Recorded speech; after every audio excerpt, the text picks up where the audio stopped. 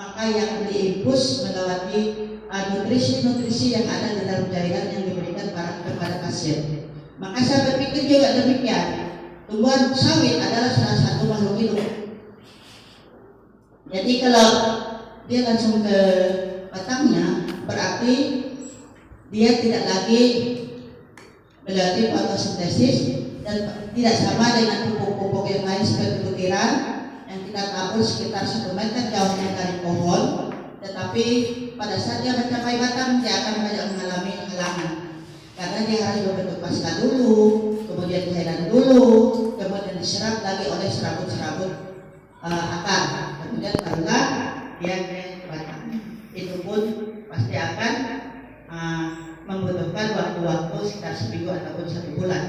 Namun pada saat ngetrik, musim kemarau dia pasti ngetrik, musim hujan dia juga pasti ngetrik seperti yang kita noreh. Tidak musim hujan karetnya tidak mau berair.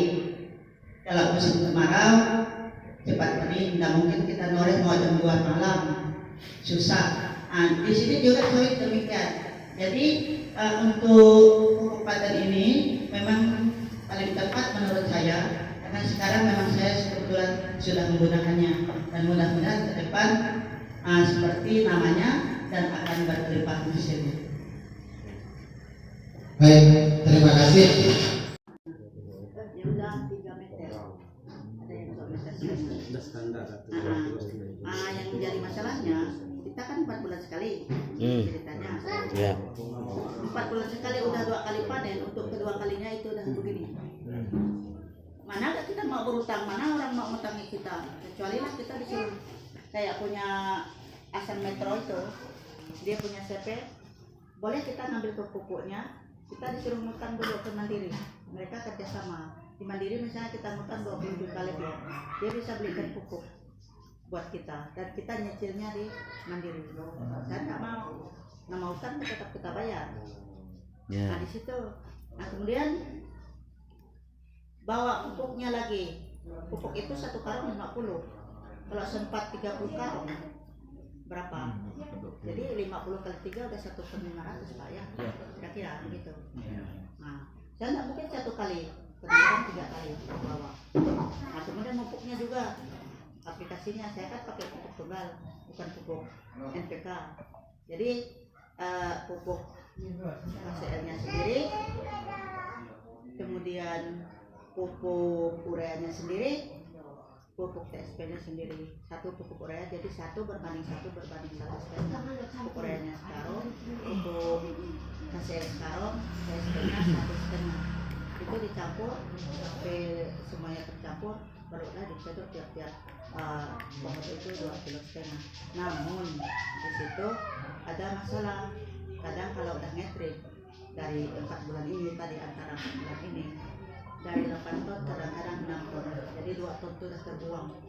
Kalau sekarang ini di pabrik pemuat itu 2.650 sampai hari ini masih dikali 2 ton sudah berapa? Sekitar 3 juta lebih. Rugi 5 juta lebih. 5 juta kan? 5 juta 200. 2 ton kan? 2 ton ton hilang mereka 2.600, 5 juta 600. 5 juta 200. Lumayan itu. Musim ngetrik ini kadang-kadang pada saat musim kemarau. Jadi pupuk-pupuk ini yang tadinya ditaburkan dalam bentuk butiran, karena dia kena panas matahari dia menguap menjadi amonia, sehingga di situ dia tidak semuanya masuk ke badan tumbuhan.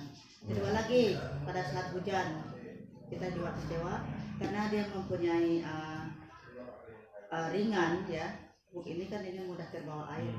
Jadi di terbawa air juga itu berapa persen dari 100%, sekitar 85% sudah terserap di dalam badan tumbuhan. Tetapi sebelumnya itu proses sebelum batang tumbuhan ini bisa mendapatkan nutrisi-nutrisi di dalam pupuk ini seperti KCL dan sebagainya yang dibutuhkan oleh tumbuhan, tentunya dalam proses ini akar yang menyerap itu dia tidak mungkin menyerap bulat-bulat dalam bentuk butiran. Tentunya pupuk ini akan berbentuk pasta, kemudian mencair, lalu bisa diserap oleh serabut daripada akar ini tadi, barulah dia sampai kepada batangnya. Nah, di sini pupuk paten ini cairan maksudnya, bukan mencair, Iya, cairan. betul cairan. Jadi kalau cairan ini ibaratnya memang pupuk yang siap saji. Kemarin saya pupuk, anak buah saya bilang curiga saya bu, ragu saya bu, kenapa? Masa pupuknya katanya dalam bentuk gini kayak apa? Tolak angin. Nggak mungkin ini, nggak mungkin bu. Ya nggak tahu, kita nanti lihatlah, saya bilang gitu. Ini kan baru 1 kali aplikasi, saya bilang. Tapi kalau ini terbukti, semua orang akan mau. Maka menurut saya kalau memang barang itu baru, kita tidak mungkin harus nggak usah tolak mentah-mentah, belum selesai. Kita lihat dulu. Saya juga pupuk yang lain, yang oplosan, walaupun kata mereka itu pupuk mahkota bagus bu, tapi kan ada juga yang oplosan tidak bagus juga. Nah, kita antisipasinya begitu. Jadi kita tidak boleh menerima sesuatu produk-produk itu ataupun hal-hal lain mentah-mentah, kita tidak boleh. Ya memang perlu kita pelajari. Paling tidak kita masuk dulu ke grupnya, pengenalan dulu. Kata orang tuh tak kenal maka tak sayang, tak sayang maka tak cinta. Kira-kira sampai di sini dulu lah. Terima kasih.